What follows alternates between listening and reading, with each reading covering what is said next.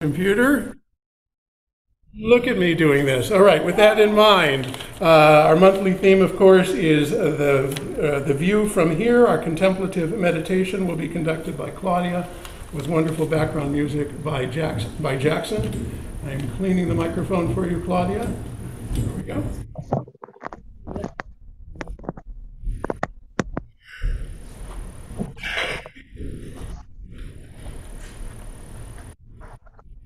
Can you hear me okay with the mask on? Yes. Okay, I'll leave it on then. I'm going to read a short selection from the Science of Mind text about grace, one of my favorite topics. We're going to take about grace this morning, I think. And then we'll have a minute of silence, and Jackson will take us into the service. Grace is the givingness of spirit to its creation. Grace is, but we need to recognize it. It's not something God imposes upon us, but it is the logical result of the correct acceptance of life and of a correct relationship with the Spirit. We are saved by grace to the extent that we believe in, accept, and seek to embody the law of God.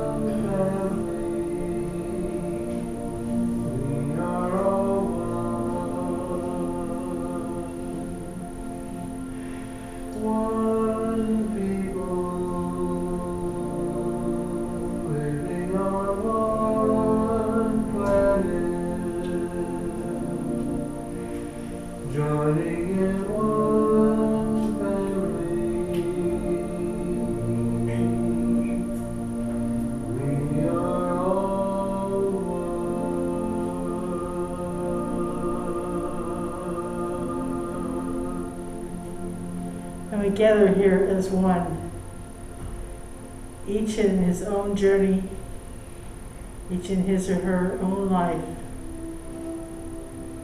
each in their own expression of the God self.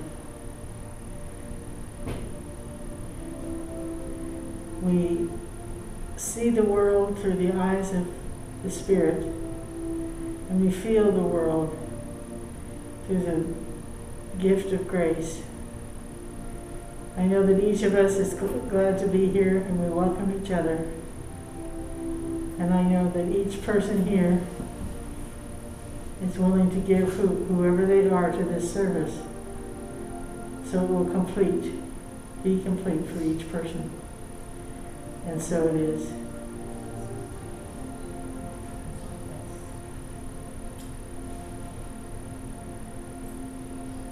One people living on one planet, joining in one family.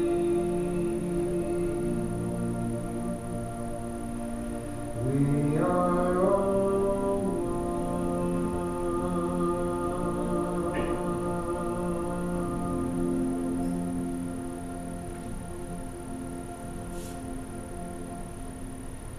And now we welcome Rev Angelica.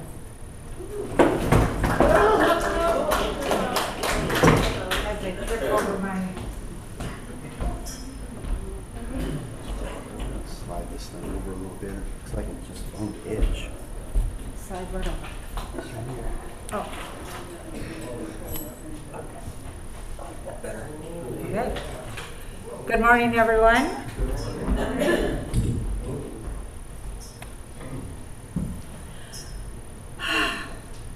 My little clicker quit working over there. Let's see what happens now. There we go. So today's talk is called Seeing Beauty, Feeling Grace. And I like the sound of that. Seeing beauty and feeling grace. It feels really good to me. From our global vision, we read, we envision a world which has renewed its emphasis on beauty, nature, and love through the resurgence of creativity, art, and aesthetics. So let me ask you, how many of you over the last 19 months or so have played with art in some form, whether it be dance or pens or painting or whatever? I know that a lot of us have allowed our artistic nature to come out. I guess we figured, hey, we got the time, we might as well do it. So, and I like that, the fact that we're moving into this new arena, as they say, of beauty, nature, and love through the resurgence of creativity, art, and aesthetics. I found this quote by Francis Bacon, which I thought was just wonderful. Beauty itself is but the sensible image of the infinite. The sensible image of the infinite. I don't know about you, but sometimes I'll be walking a dog that I'm taking care of, and I'll be going by somebody's yard that is so beautifully manicured and has a lovely flowers and everything. And it's like the hairs on the back of my neck go up.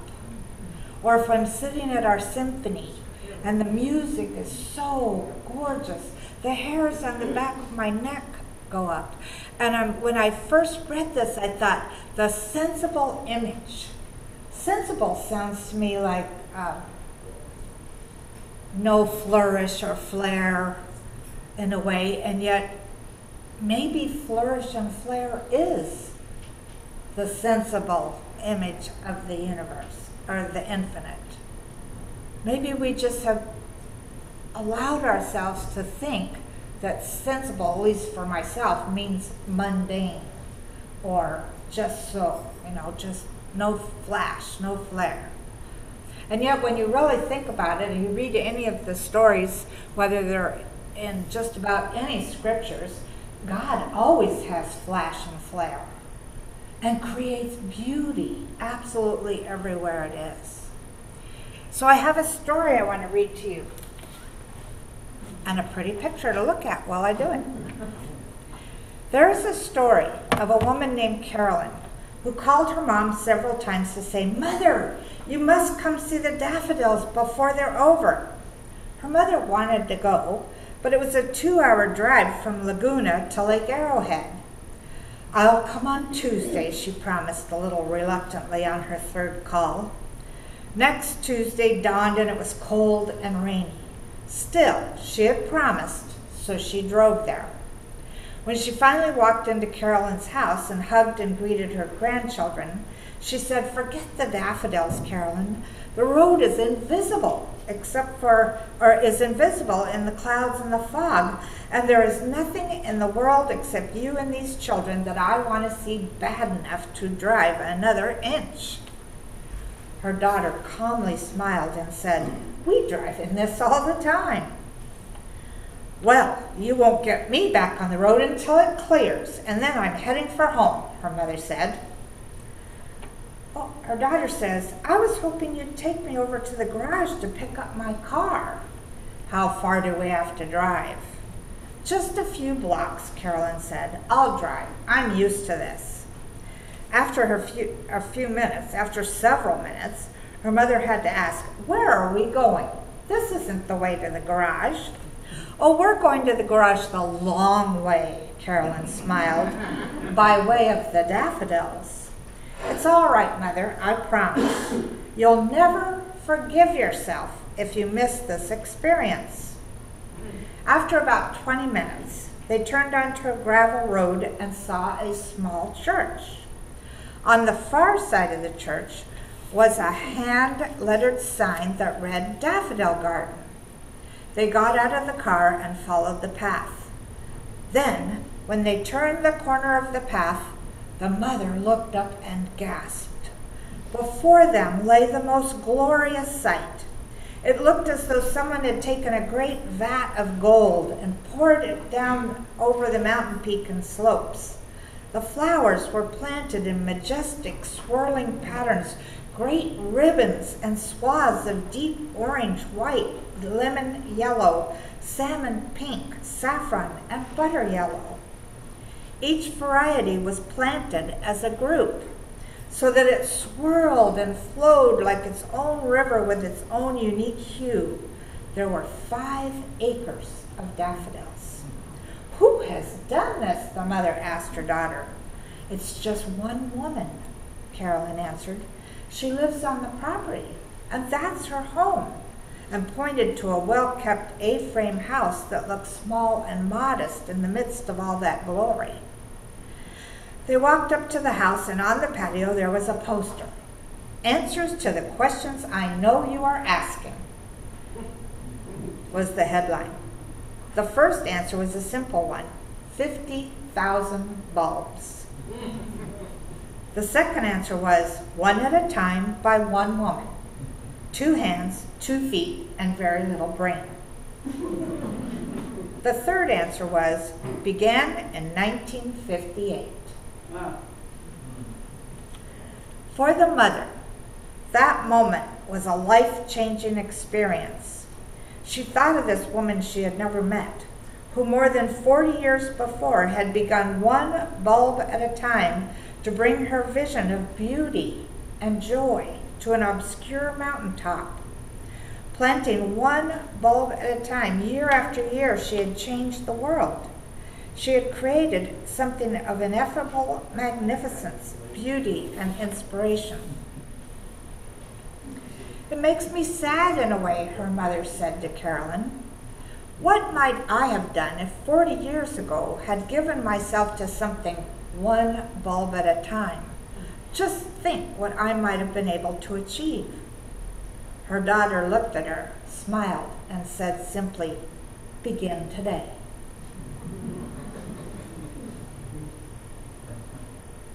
So some of the principles, and this is a real daffodil garden, by the way, that they're talking about in this story. Some of the principles taught here for me are, the human soul is hungry for beauty. You know, I go in my house and I laughingly look at my dining room table, which has been a desk for almost 2 years. And there are stacks of papers here and stacks of books here, and you know, there's art supplies for when I do Louise's class, and there's a mess. In fact, every time one of my cats wants to jump on the table, they slide on the papers. All that stuff ends up on the floor, and guess what? It gets picked up and put right back on the table. And I was reading this story the other day, and I'm thinking to myself, I have not allowed myself to have the beauty of an empty table in a long time. Normally I have, a doily or something that I've crocheted and a vase with flowers in it in the middle of that table. That's the way it used to be. So I thought, wow. And yet, I have fulfilled my hunger for beauty with 17 rose bushes in my front yard. And my what I call my daisy fields with the St. Francis statue in the middle of it in the backyard, and the various planting areas I've had. So we look for beauty everywhere. Beauty feeds us. It's almost like a homecoming, a sense of, right? My second idea is what I want you to do is I want you to think of something beautiful. Close your eyes for a moment. And think of something beautiful.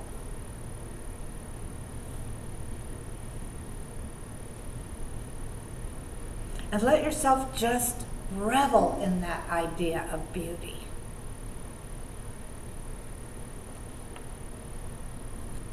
And I want you to know or pay attention to what it feels like. What does it feel like to recognize beauty?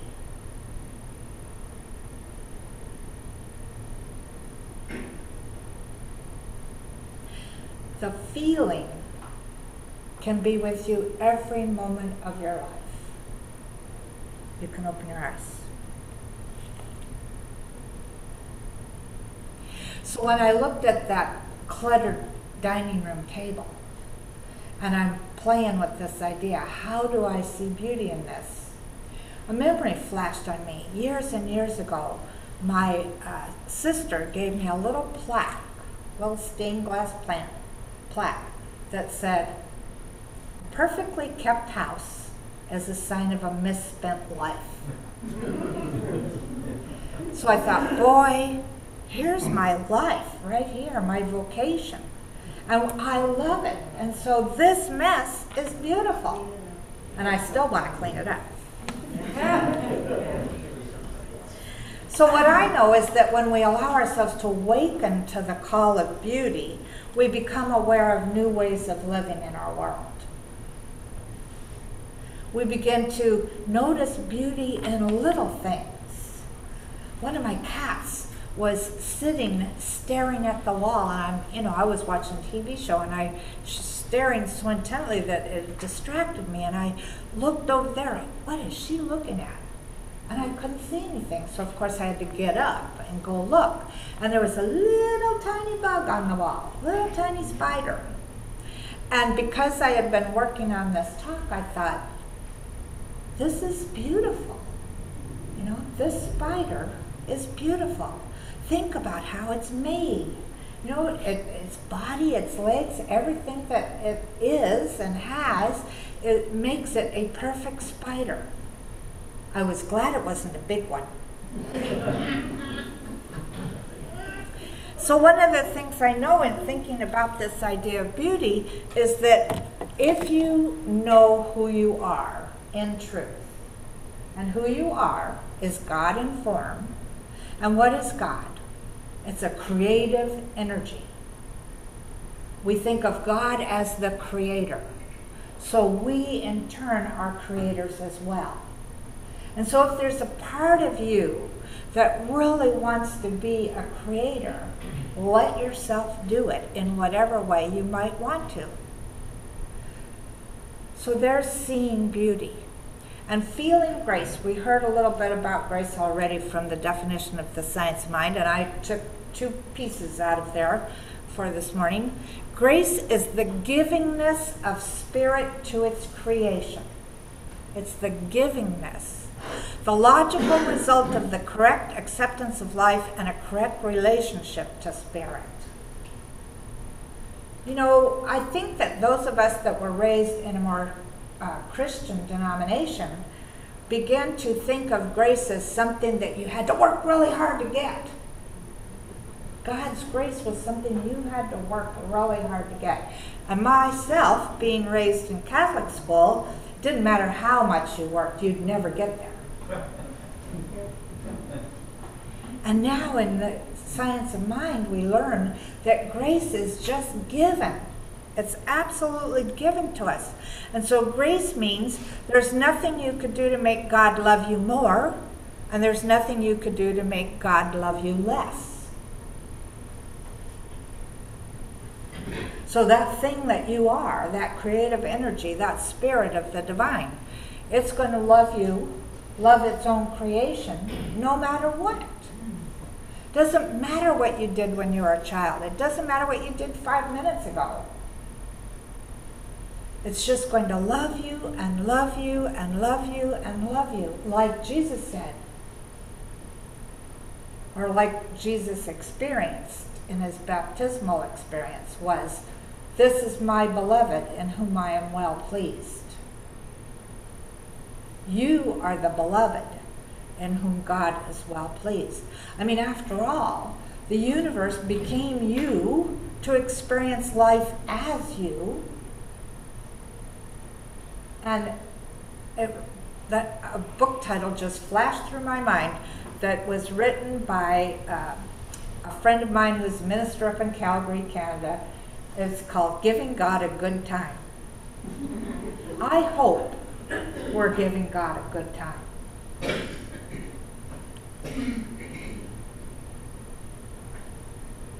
Conscious appreciation of the beauty and grace within ourselves magnifies our truth outwardly. So as you, allow ourselves to consciously appreciate beauty everywhere, and you allow yourself to remember that there's nothing you need do to live in grace. You're already living in grace. As you do this, our truth, the truth of who we really are, is magnified outwardly. And we begin to recognize it in everybody else. You know, grace is really a good place to live. When I think about it, we could call it living in demonstration. Because every time that you've wanted something and treated for it or prayed for it or said affirmations to get it, every time you've done that and you've manifested that thing that you desired, that's grace working through you, as you, in you. Or being the creator. And so as we move further into this wonderful month of gratitude, let's be really grateful for all the beauty that's in our life. Even when you look in the bathroom mirror and you look deep into your own eyes, see the beauty there. We don't do this, but I don't know what men do, but women go, "Oh, there's too much around here." You know, we have all these complaints. But instead of complaining about this earth suit, let's start acknowledging the beauty that it is. I mean, my goodness. There's a program on Netflix, I can't remember the name of it, but it starts out with a little baby and it shows how everything develops and grows, and we're a miracle. I mean, I watched that and I was just so in awe of this thing that I'm living in. It's a miracle. It's beautiful. And it could be more graceful, as shown by my tripping when I stood up. So let's say this affirmation together and then we'll go into prayer. Les is doing our affirmations this month. Dancing to the seasons in nature's embrace, we celebrate and are the beloved. Yes.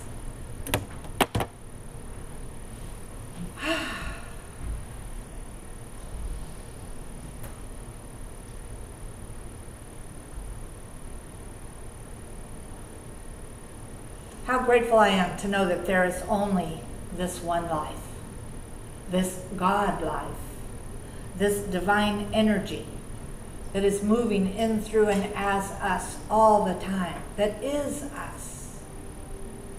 How grateful I am to know that, yes, we are the beloved in whom the universe is well pleased. So I know that as we continue moving into this month of gratitude, we allow ourselves to recognize our own beauty. First and foremost, We recognize the beauty and the miracle of this body. We recognize the beauty of the people or animals around us. We recognize the beauty in the plants, the trees, the air, the water. Where we live is a place of beauty. We recognize beauty more than we ever have before. And I invite us that each time we consciously recognize beauty, we say something like, I see God's beauty right here. I see God's beauty right here and right now.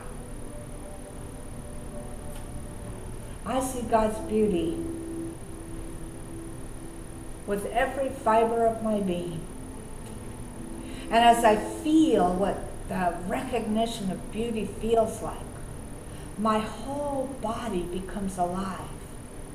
That creative energy, that divine creative energy, flows through me even more freely than it did before.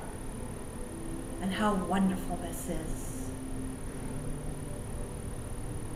And how grateful I am that that all of us live in grace.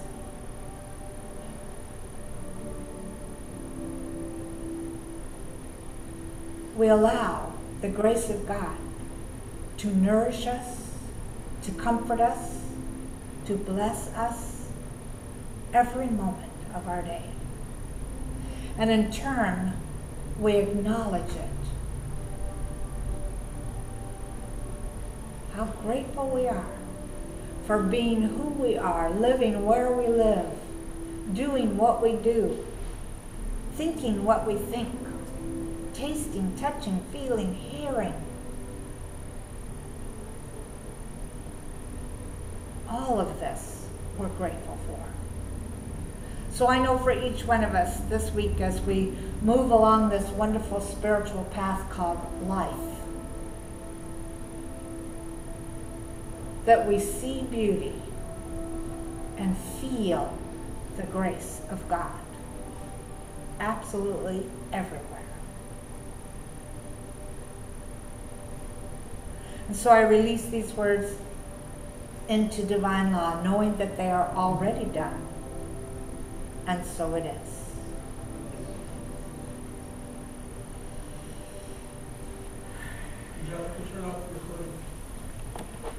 I'm going to leave it on for Jeff because Jeff's is an original. That's what we get to do next, is have a gift of music from Jeff Smoller, Caffeine Swing.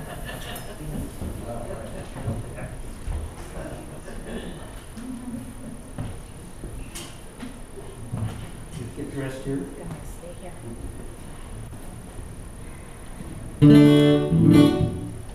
Alrighty. So it's the morning. Still morning. How many are awake? Show of hands. Available. Everyone awake? Any doubts? Scott's not raising your hand. So this will probably wake you up. Well, we have a bass player. We have a bit of a drummer, so we're going to try to get the band moved.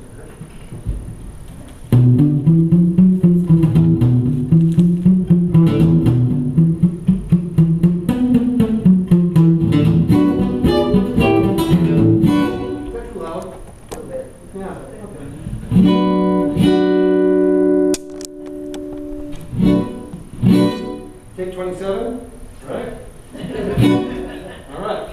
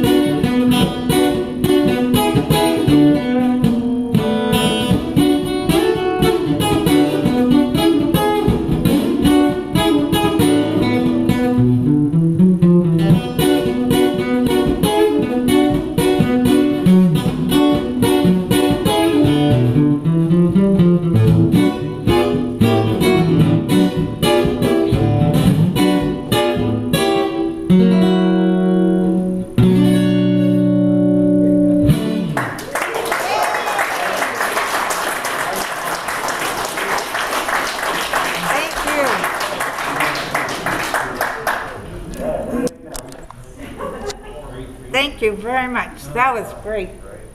I was expecting you guys to dance. All right, let's imagine or think about the offering that we're going to be giving today. And again, we're not passing the baskets. They're on the back table. And let's say this affirmation together. I give my gift with great blessings to uplift, enlighten, and reveal new possibilities for everyone. It is evidence of my belief in our infinite abundance, and so it is. And if you're not leaving your offering in the basket, or for those of you on Zoom, here is how to send in your donation. And let's just know that all of the donations are blessed. The ones that are in our imaginations, the ones that we actually give out, the ones that we send through PayPal or mail or whatever, our gift is blessed beyond measure. We know that because we know that what we are is the vehicle for the divine to do the blessing. And how grateful we are that God is our source, and so it is. So, who would like to come up and read our community statement of inclusion?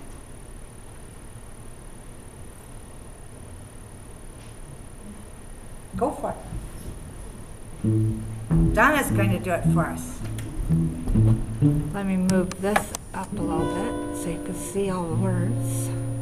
Community Statement of Inclusion and Affirmation. Wait, move up a little bit so you're on there. There.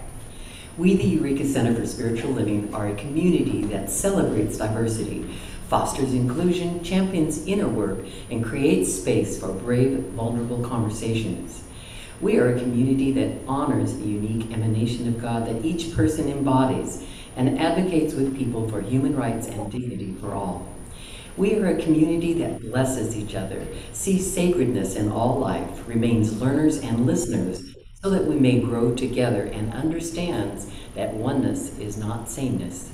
We know our beloved community is revealed more fully when we love each other well. Thank you very much, Donna. Thank you, thank you. So that is the end of our